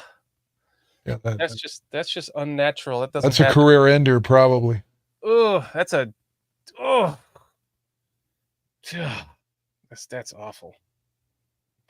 That's just makes me cringe, man. I seen a deer jump through a picture pane glass window before. Really, PJ? And your dog's okay. He just jumped right through the window, broke the window, didn't fall on him. Well, they have a thick coat of fur, though, so. Damn, that's crazy, Cliff. That's an insane dog. You need a book called How to Be a Dog's Best Friend, Cliff. Buy that for your son for Christmas. I'll put it here in chat. How to be a dog's best friend. And they actually train German Shepherds. So this should go right up your alley. Or your ass. One of the two, Cliff. Oh, God. I didn't expect you to go there. Me either. PJ saying hi to you tonight, Dan. Oh, good. I thought PJ didn't like me after a few weeks ago. I was like, damn, PJ, it got really weird in some religious talk. No, he doesn't like you. Oh, okay. Yeah. You don't have to be clear on that. You're right. I'm just kidding. Oh, so Dan, I did. I was like, man. Yeah, I know. Well, he was getting a little religious in the chat, but I think he was just trying to say I don't know. I don't remember what the context was, but I think it was just saying, you don't need to look any farther than God for that. And yeah, he's a good guy though. He definitely. Let's not talk about that anymore. Nothing to be worried about. That was a bad night. I like you, Dan, but I just disagree with you on certain topics. That's all. It's okay. We can all agree to disagree. Yeah. Okay. Yeah. I agree with that. Yeah, for sure. All right, well, let's wrap this show up here because I do have to get to sleep. This new job is calling. So, what are your expectations for this week? Hope Foreman's back, running the ball. I think he's the best of the three. I'd like to see him prove that, and the Bears re-sign him. I'd like to see Mr. Fields continue getting better. He doesn't have to play like Mahomes, as we've talked about. Mm-hmm. Just keep winning. Fuck everybody that says you got to throw for this amount of yards or these amount of touchdowns. Just play the best you can. Hopefully the defense continues, given, I hope it didn't slow momentum with the bye.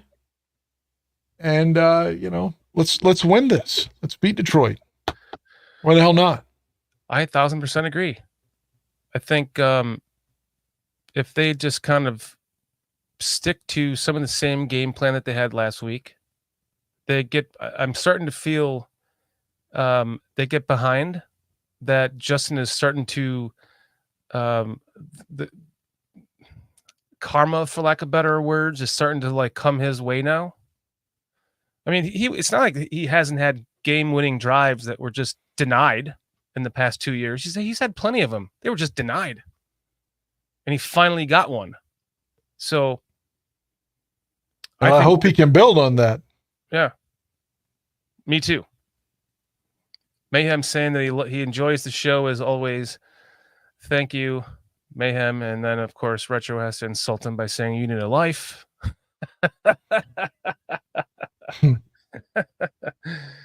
Our resident insulter. Great to see you back, resident insulter. There we go. That's better, PJ. Now we recognize you. Yeah.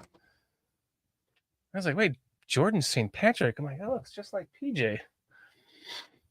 The Bears will be Detroit, Mayhem. I believe this is going to be the first time that they get two in a row under Eberflus. I think this is going to be. See, I'm unlike the last show, Dan, where you're like overly optimistic, and I was like pessimistic. I'm right back there with you, my friend.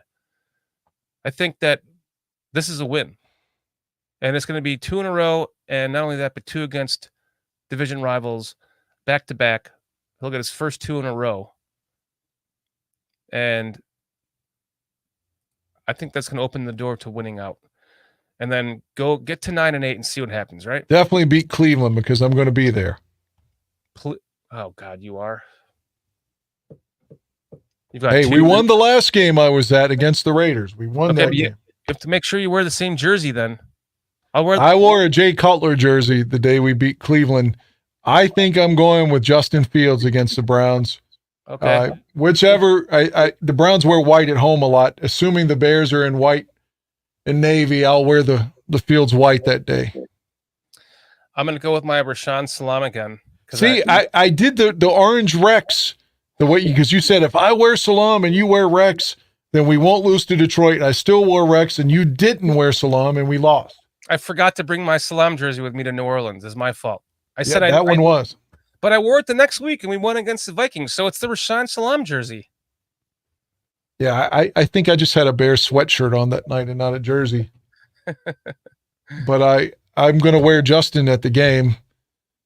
Then I'm going back to the Pro Football Hall of Fame the next day. I've gone once. I went in 2012. 2012. It was a really good experience, and I figure I got to pass by there on the way home, so might as well go in.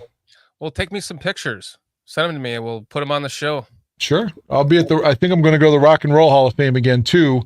I did that in 2021. I was very disappointed, but maybe because it was during COVID, maybe it'll be better now. Yeah. So I'm probably going to go to both of those Hall of Fames and the game. Never been there. That sounds like fun. Going to try to get Will there. Will Wright, he goes to a lot of these games. I'm like, dude, show up in Cleveland then, you know? Yeah, Will's down here like either this week or next week. He went to the Detroit game. He had really good seats like he always does. Mm-hmm. I don't know if he was in Minnesota or not. I know he went to Detroit. He's a cool dude. Yeah, man. We saw him when we were going down on the field to wave the flag. He was waving the flag with us. Wow. Yeah. It's like, damn, you're here too? Because he's a season ticket holder for the Bears. I think Will works for BetUS. I think he does. Will's like the guy that owns Fox News or something. Yeah, he's seems like it, right? Yeah, he's got connections. He's got money is what he's got. And I'm not saying he didn't earn it. I'm just saying, wow, Will's everywhere. Our media relations manager, Foster, is like, we gotta get Will on the show. I'm like, yeah, we do. That's a good call. To answer PJ, my cousin stole a bunch of them, but I still probably have 20 to 30 Bears jerseys. Holy fuck. My cousin stole, 20 jerseys from me, but all of those weren't Bears he stole. He stole a lot of NBA and baseball ones too. Wow. So you have 30 Bears jerseys still? At least 20. Wow. I have like 8. I mean, just alone, I've got, 4 Cutler and 4 Fields. And I mean, he stole my authentic Brandon Marshall jersey. He stole a couple of the authentic Cutlers, but I managed to get those back. He stole a Walter Payton, of course, because he's a fucking bastard. But yeah, I mean, off the top of my head, I've got Eric Kramer. That he didn't take that. The first authentic jersey I ever bought in '97, the white Eric Kramer. Let's see, I got Kramer from that team. I have Curtis Conway. He stole my authentic Muhsin Muhammad, my authentic Brandon Marshall, a couple authentic Cutlers, authentic Peyton. I still have an authentic Lance Briggs, a couple Urlachers, even though I would never wear those now. I still have Thomas Jones, Anthony Thomas, Mike Brown, some Trubisky, I admit, Kyle Long. Cliff saying, did they find his body? I even have Tank Johnson. I have Tank Johnson. I've got Jared Allen as a Bear. I've got Cordell Stewart as a Bear. I got 3 or 4 3 Rex Grossman jerseys. I liked Rex. I don't give a fuck what anybody says. I liked Rex. Mr. I have David Terrell.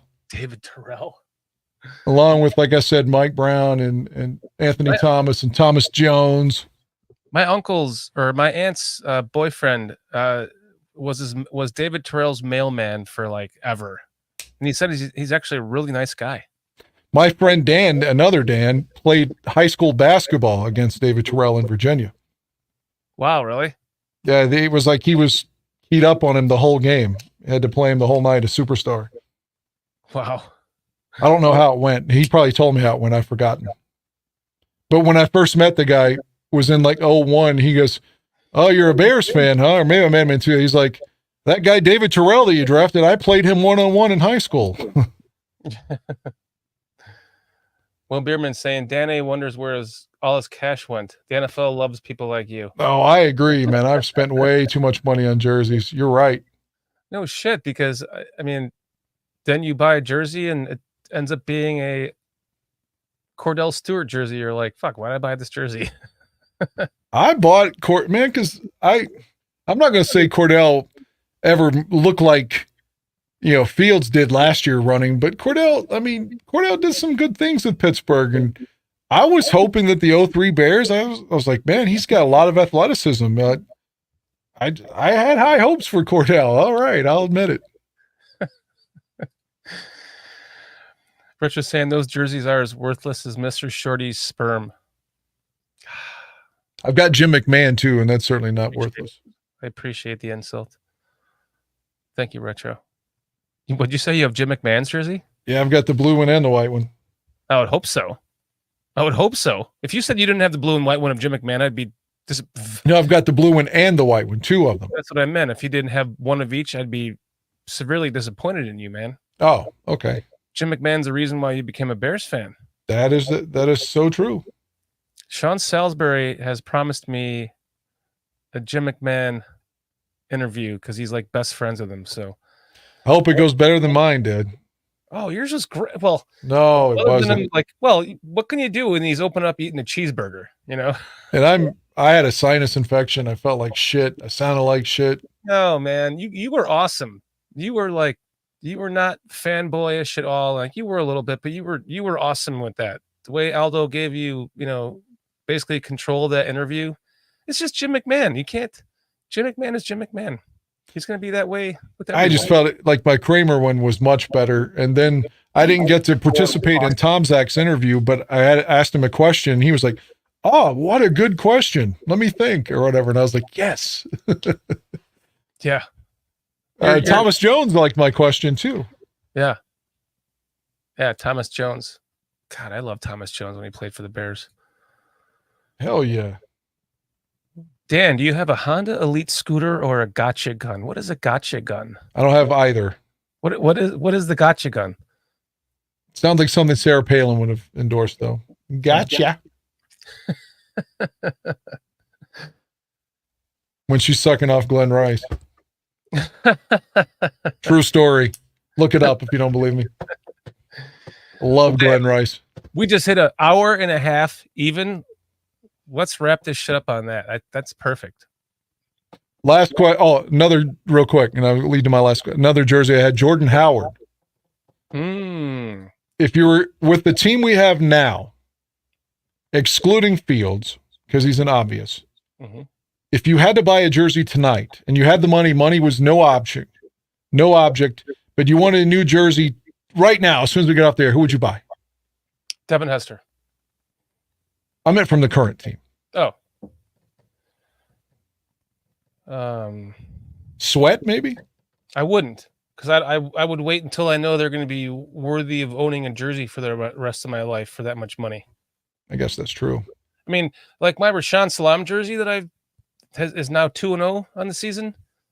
I mean, that's like the shittiest $20 freaking Dick's Sporting Good jersey you could find back in the day. You know, it wasn't. John Buffone has Rick Meyer. Oh God. No, I'm not kidding. John Buffone has Rick Meyer, and Phil Atoshin has Lewis Tillman. Lewis Tillman. Lewis Tillman. Phil has Lewis Tillman. Somebody bought it for him, but he's got it. Number 27. Yep, that's the one. Lewis Tillman. I think my most obscure one would probably be Tank Johnson, and it says Tank on the back too. PJ's asking, where do you stand on Fields in his future with the Bears? I hope he's their guy, man. I hope he's their guy. I still think he's 24, and he's going to get better. He's going to be in his prime somewhere, and I hope it's here. But yeah, maybe Kmet too. I like Justin. I hope that he succeeds here. I don't know, man. I just don't know. I don't have any answers on it, but I hope that he balls out. And if people say, if you pay Justin, you got to pay him 200 and why? I mean, you could use the leverage. You could say, I don't know, Justin, you fumble a lot. You struggle. Yeah, you could say you struggle a lot in these situations, and maybe you come to a middle ground on an extension and you don't have to pay him to be a top 5 quarterback if he hasn't hit that level yet. I think he's capable of getting there. I want him to get there. But for now, I mean, you got him under contract for next year. You could extend him with the 5th-year option and then a franchise if you needed to. So, like, if you don't want him to go, he doesn't have to go for another 3 years. So I hope he's the guy, but I just don't know. I really like him, though. I mean, I'm fanboying for him for sure. Yeah, so am I. Cliff saying a Kmet jersey would be good. I would buy a Kmet jersey. That's my answer. That's the answer. Thank you, Cliff. I would buy a Kmet jersey. If Foreman came back, I'd buy a Foreman jersey. I'm afraid he'd leave and go to another team, but I really like Foreman. Yeah, I mean, Kmet, growing up here, born and raised, he's got his first big contract. He's living up to it. DJ Moore, maybe DJ Moore. Maybe a DJ Moore. I just don't like the number 2. I think it Doug Flutie, and I think it 2. Yeah. Or Foster. Santos. Yeah. I think of number 2, I think of the Cincinnati Bengals brother, the quarterback for the Carson Palmer, Jesse Palmer. That's what I think of when I think of number 2 on the Bears. Jesse Palmer when he was with the Bears. Foster's saying Tevin. I would buy a 76, but not Tevin. It would be a Mongo. Your Mongo jersey is awesome, Foster. What about Blasingame, the fullback? I'd buy a Matsui before I'd buy that. God, when I was a kid, I loved Neil Anderson and Brad Muster. Loved both of them. Neil Anderson was my first real professional game jersey, and somebody stole it from me at a party that I had in high school. Some fucker stole that from me. I was trying to dig it out when I ended up wearing that Rashaan Salam jersey that day, and the Conway before that. I was looking for that jersey, and I forgot somebody had stolen it. The Conway? No, Neil Anderson, and had sewn on. It was like one of the first, if not the first, actual game day jersey that you could buy at the time. My first one was Kramer. Prior to that, they were all cheap, like my Rashaan Salams. Yeah. But this was the first time I really remember seeing Authentics was during the 94 season, because they had that sweet NFL 75 patch on it. and I just didn't have the money yet. That was the first year that I was caught on to where I could order authentic jerseys online, or not online, I'm sorry, through catalogs, through the mail. And then my first one I bought was Kramer in 97. Nice. You still have it? Yeah, he didn't steal that one. Nice. It's a little snug. So, I mean, it doesn't like, it's not exactly comfortable. Like I could wear it, but I wouldn't want to wear it for like 8 or 9 hours at a game. Right. Because it's a little bit short and a little bit tight, but yeah, you'd be a little uncomfortable. Yeah. It's like the equivalent of, say, an extra large and I need a 2X. Yeah, I gotcha. So, I mean, I can still fit it, but it just makes me a little bit too fat in it. So it's like it's like this Bears Country podcast shirt. If I wear it that's why I like to put it on over this white shirt, because it's a little short and yeah. Don't you hate that? Oh yeah. my God. Yeah. PJ is asking. He wants your final decision right now. What would you do? Trade Justin, keep him, or draft another QB? Well, I mean, I'm not the GM, so I'm not trying to avoid the answer, or the question rather. I'm hoping that he's the guy and that he gets an extension here, but I don't know the answer to that. I just don't know it. I mean, I think you need the other 5 games to play this out, right, PJ? I mean, for me right now, I would say personally right now, and you know how I felt about, we've not gotten into arguments about this, but we've gotten into discussions about Bagent and Fields, and as we stand right now, I want Fields to stay on this team personally, and I want Bagent's high school, by the way, beat the town I live in.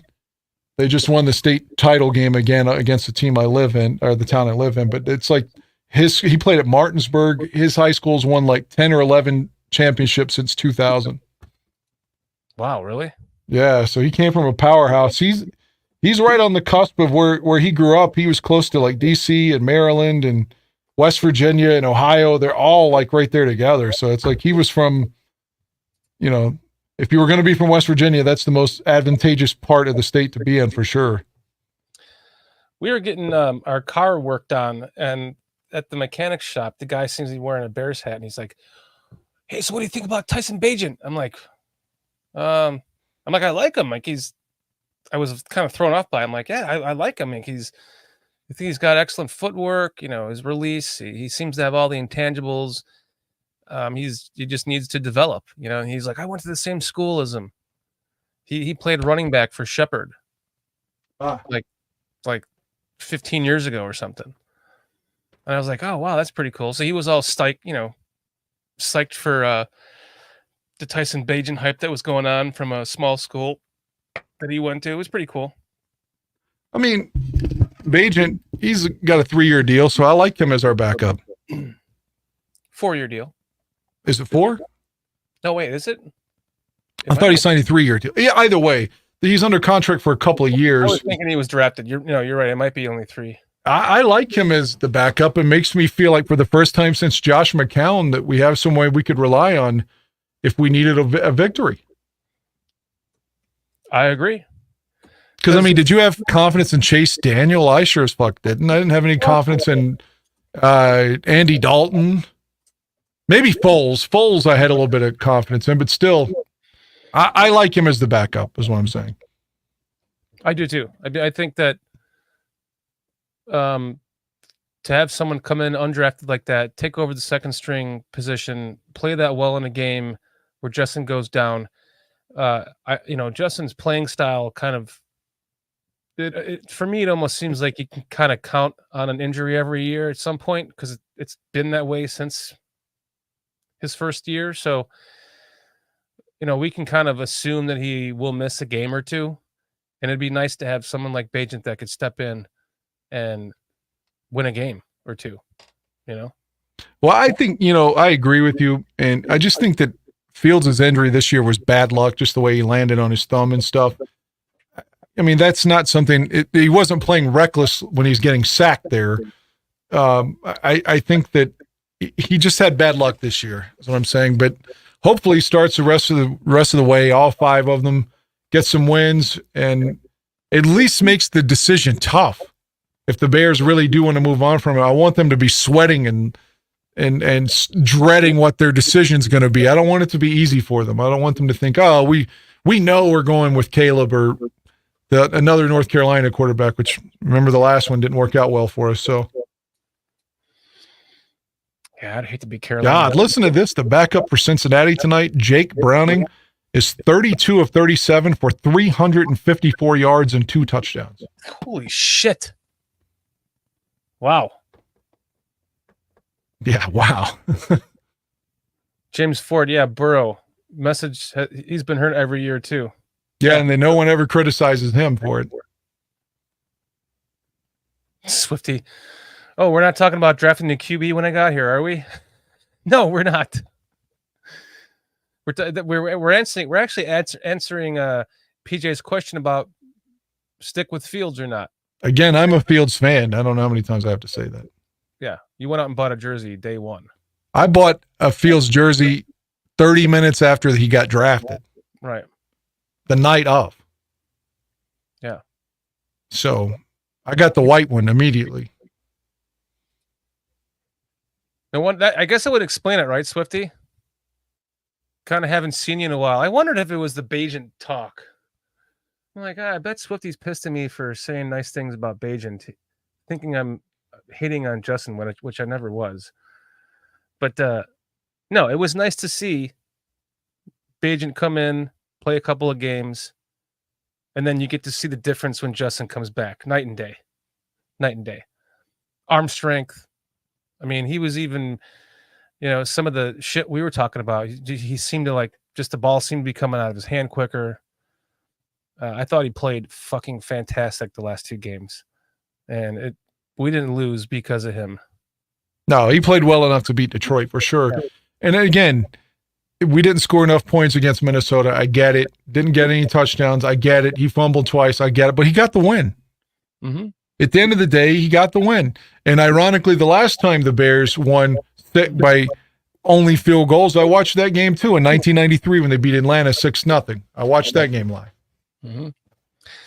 And to see him look like the game, like the loss had just gotten to him at the end of that game before that last touchdown or that last drive for the game-winning field goal.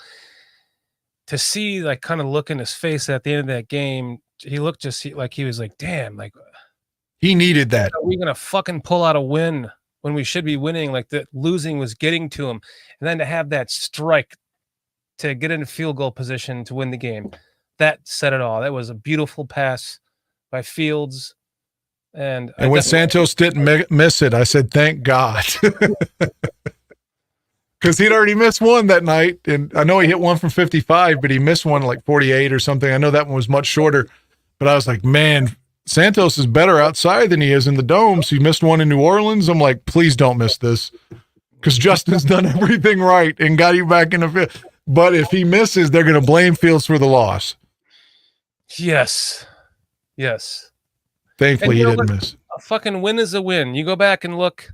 Nobody's going to be talking about that was a 12-9 win. A win is a win. It'll be on the books as a win at the end of this year. If they can win out here and somehow make the playoffs at 9-8, nobody will be talking about that 12-9 win. We still need some help, though. I mean, like Green Bay's got a couple more wins than us, and Minnesota. Maybe Minnesota with that, their quarterback, they're coming back down to earth now, but I still think the Rams are winning a bunch of games now. The Bears could be 9-8 and still miss it, is what I'm saying. Yeah. But if they got to 9-8, that would be a hell of a lot more encouraging to end the season than by going 5 and. Yeah, if you get to 9-8, and don't forget to get to 9, you're going to have to beat Green Bay on the road. So if you won that game at Lambeau to get over 500, and man, somehow, yeah, fuck, I could start masturbating right now if you want. just at the idea. You can masturbate right now. Nobody would know the difference. Yeah, well, I'm just joking, but the point is that's how excited I would be. I know. For something like that, man. It's just, you'd want to win the playoff game, but still, that would feel like such a huge accomplishment. Massive accomplishment, especially after what we've been through for the last 2.5 or year and a half, and then we win out to make the playoffs. I mean, it's like we had a shitty 19, a shitty 19, a shitty 20, a shitty 21, a shitty 22. We've had 4 bad years in a row. If you can count this one a fifth. 2020 is the only playoff team in my entire life where I felt like for some reason we didn't even make it. Yeah. It wasn't because it was the 7th seed. I don't give a shit about that. They extended the playoffs. So what? It used to be 5 teams and they made it 6. So I don't apologize for making the 7th seed that year, but the team was so flat and so bad that like when I start recounting Bears playoff teams, I routinely forget about that one at first. I'm like, oh yeah, and the 2020 team, it always slips from my mind that team made the playoffs because of fucking Matt Nagy. And Trubisky had quite arguably the best pass of his entire Bears career. The one that was dropped in the Superdome? By Mims, yep. Was it Mims? Wims, yeah. Right. In the breadbasket and right through. You know what is so asinine to me is I get maybe not the same possession, maybe not even the same quarter. Why wouldn't you try the same play again later? Right. Even if you don't try it with Wims again, maybe you try it with Allen Robinson, but just, okay, we took a shot, the bum dropped it, so we're not going to take a shot the rest of the fucking game, even though we're going to be down by 20 or whatever. How about throw the ball deep again? You didn't try it the rest of the game. I hate that bald bastard. And then in the post game, he was smiling. He must have just been told, Al, don't have to speculate on this for years, that he must have been told after the loss he was coming back. Because I've never seen a presser where a guy was eliminated from the playoffs and he looked like he just gotten blown when he started talking. Yeah. He was so happy. It's like, man, this guy just got sucked off in the fucking locker room. I like what he's saying here. If the Bears win out and go 9-8, they should make the playoffs. The NFC is really weak outside of San Francisco, Philly, and Dallas. And if the Bears do win out and go into the playoffs hot, that's going to be the team you don't. Well, I just told you 2 teams. Maybe Minnesota falls off, but the Rams have won 3 in a row. Green Bay's hot right now too. So there's only 2 wild cards. Right. So right there, you have to pass Green Bay and the Rams and Minnesota. I mean, it's arduous. You need some help. It's not you could win out and still not make it. Yeah. But the good thing is you have 3 division teams. Well, 4 division teams and 3. Yeah, there's 3 wild cards now. I said there's only 2. Fuck, there's 3 now, dog. Yeah, but the Bears have left on the division. They've already played Vikings twice. They got Green Bay one more time. They got Detroit one more time, although Detroit's probably going to win the division. But they don't play the Rams. So they'll need help from them because they can't control that. Atlanta might be fighting for a spot if for some reason they get knocked out at first. So that'd be a game you definitely want to win. Arizona has no shot, you would think. And like Foster's saying, anything can happen in the playoffs. Yeah, look at the Giants. We always bring them in 2007 when they beat the Bears, the game you were at. They started like a 5 or 6 game winning streak to make the playoffs, and then they went all the way to the Super Bowl and won it. They were very similar to where the Bears are at right now. I think they had 4 wins going into that game, and then they won out. I think they actually they lost. They lost the last game to the Patriots, but they won like 6-7 at the end, and then won all 4 playoff games. Right. So you get hot going into the playoffs by winning out, or you lose one of those and go into the playoffs winning. That was the opposite of what happened to Ditka in 91 and 90. Where they lost like 3 of the last 4, both of those years, and then lost. Well, they won 1 playoff game in 90. They beat the Saints and then lost at New York, but then lost to Dallas. Both of those teams fizzled at the end, though. They lost like the last 3 of the last 4. Yeah, I'm thinking that I'm excited about these. I'm the most excited I've been about this season as I am right now. Because I missed them yesterday. When they were on the bye, I was like, man, I wish the Bears were playing. I know, me too. Felt weird. But they have lost so many freaking games going into this past game. And that felt like a loss, even though it was a win. But it gave Fields a signature comeback game-winning drive that he needed for his career, for his confidence. They played well against the Lions. They know that they should have beat them. They know that they can beat them. They're playing them at home.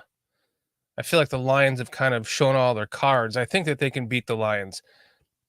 You take it one game at a time. Then you've got some shitty teams coming up, and you finish off with the Packers. There's no reason. Maybe we can beat Joe Flacco, because I this may sound crazy, but I don't want to play PJ Walker. We cut him, and I think PJ's better than people give him credit for. And I don't want him to have his revenge game against us. I'd rather play Flacco. I say that now, and then he'll throw like 4 touchdowns. But I think the Bears have a shot of beating the immovable Joe Flacco. This may sound strange, but when I heard him talking about Joe Flacco in that game, I thought they were talking about him as a coach. Yeah, he threw a pick yesterday to cost the Browns against the Rams. I'm like, wait a second. Joe Flacco is still actually playing quarterback? He just got signed by the Browns again a couple weeks ago. From... I think he was on the street. Oh, yeah. The Browns signed him because they have a shot at making the playoffs, and Watson's out for the year, I guess. So I just assumed he was a quarterback's coach or something. When RG3 was trying to get signed by them again. He was yearning for it on Twitter. Oh my God. Well, I mean, Kirk Cousins is still playing, so. Well, he's out for the year. I know, but they were drafted in the same draft. He could. Right. RG3, oh boy, what a shame that was. Yeah, he was balling, man, his rookie year. People forget that he had that devastating injury against Seattle. Yeah. Kind of like Culpepper, man. Dante Culpepper was a solid fucking quarterback. He could run, he could throw, and he blew his knee out, all like 3 ligaments at the same time, and he was never the same. Never the same, yeah. Kind of like the quarterback that was drafted, what's his name, from USC that had mono and has never been the same. He's the backup now for San Francisco. Sam Darnold? Yeah, I was worried that Terrell Smith having mono would not come back the same. But he's balled out coming back from mono. I'm proud of that kid. Mono isn't something to fuck with, man. That takes you down. You lose a lot of weight. It's hard to get it back. An NFL conditioning program, I've never had that, so I can't relate. Yeah, I've heard it's no joke. Culpepper was a beast. Swifty's saying. Yeah, he was a beast. If he hadn't gotten hurt, I mean, he was the kind of guy that could have been a Hall of Famer, in my opinion. Mm-hmm. I agree. Way ahead of his time. Yeah, for sure. Big ass fucking guy running down the field too, 270 and probably running like a 4.4. Hell of a receiving core though too.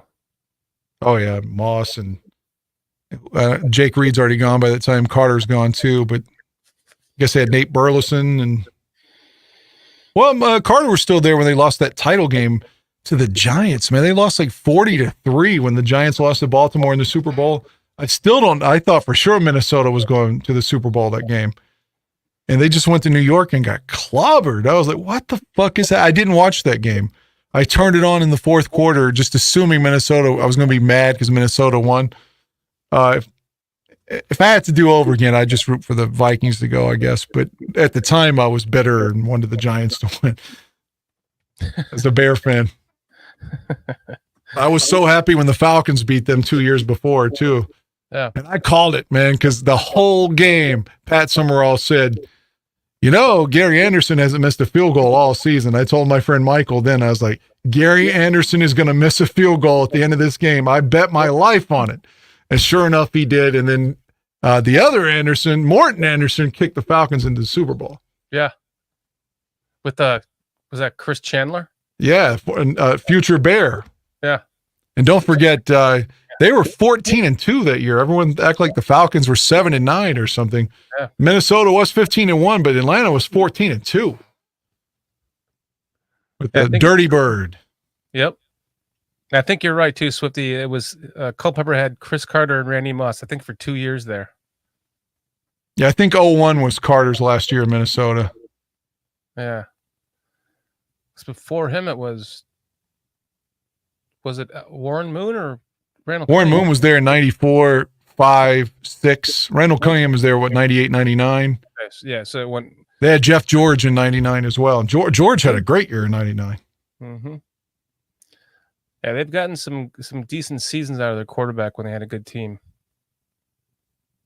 That 99 Vikings team had a hell of a playoff game with the 99 Rams. People forget it was Kurt Warner. I mean, still he got like 49 points, but Jeff George had like 37. It was like 49, 38, 49, 37, something like that. That Rams Vikings playoff game was a fun game. Yeah. And the chat is blowing up here about Luke Ketsey and Eberflus. Eberflus is a moron for not hiring Greg Roman or Pep Hamilton. I don't know. Jay Cutler said Pep Hamilton was a fucking idiot. So I've never gotten over that. He's like, this guy doesn't know anything about football. Yeah, Pep Hamilton has been one that I haven't really been able to get behind for some fans that really like him. But Greg Roman is a guy that he's proven that he can do something with a quarterback like Justin. And he worked with Harbaugh before too. Yeah. That could be the next offensive coordinator if Jim Harbaugh is brought in. Just not Pep. I'm sorry. Pep worked with Rex and KO and Cutler. We don't need to bring him back. Yeah. If you don't want to bring Lovey back, then I say don't bring Pep Hamilton back. Yeah. And I like Lovey. I don't want to bring Pep Hamilton. I don't either. I don't want to really bring. This is my thing. I don't want to bring any old. Except Jim Harbaugh. He's an old bear. You want to bring him back? Yeah, except for Jim Harbaugh. Yeah. You're about to say, I don't want to bring any old Bears back. But no, I was about to say any old Bears coaches back. Maybe Ron Rivera. No. He's about to get fired again. Yes, that's why I'd take him back. As the DC, maybe, not as the fucking coach. Yes, the DC, yes. Mediocre player, too. Everyone forgets that. That would be interesting to see what Harbaugh would do with the coaching staff if they brought him in and he retains Fields. Who does he go with someone that can run a hybrid defense like I don't know.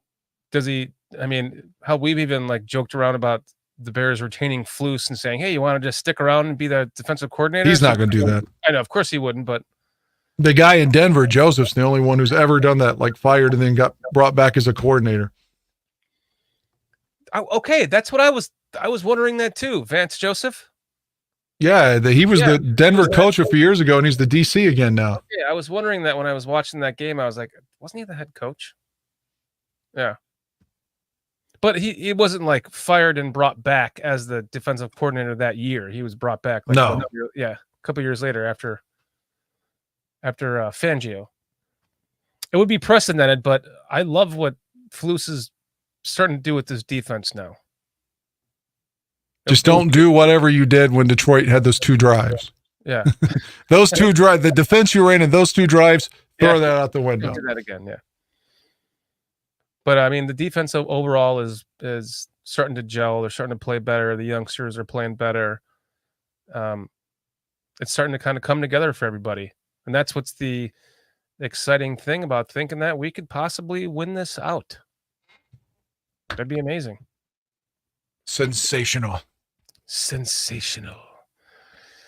Well, Dan, no, you want to end the show. I know. Oh, we're about to hit 2 hours on the dot too, so we might as well wrap this up on the dot. All right. Well, Dan, before we leave, let's remind everybody again, since you are the master. BetUS. BetUS. Where the game begins. I have to read my my teleprompter. Hold on. Where's my teleprompter at? There we go. BetUS. Wait, hold on. Let me pull this up.